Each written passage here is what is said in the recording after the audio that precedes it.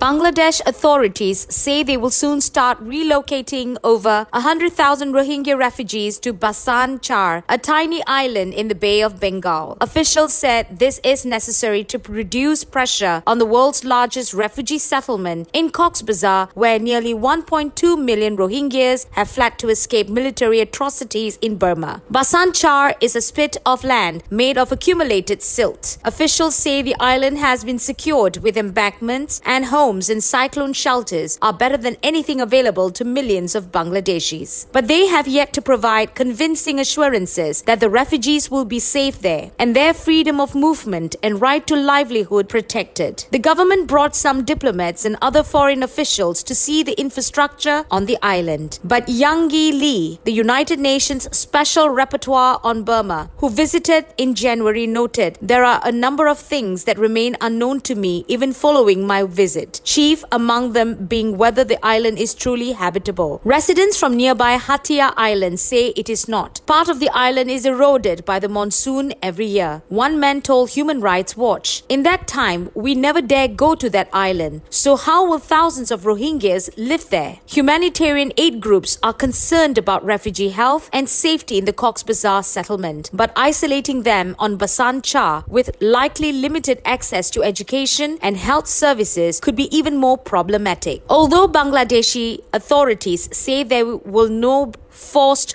relocations, there is little evidence that any of the refugees would be willing to move there. Basan Char will be like a prison, one local journalist said. But when Lee warned that an ill-planned relocation would have the potential to create new crisis, the government said resettling the Rohingyas is an internal matter. Minister AKM Mozammil Haq actually blamed non-governmental organizations for highlighting safety and sustainability concerns. Dumping a battered and traumatized people on Basan Char to face yet another threat to their survival is not a solution. Bangladesh could terminate the relocation plans unless or until independent experts determine that the island is suitable and until the government ensures that refugees who consent to relocate there will be allowed freedom of movement on and off the island.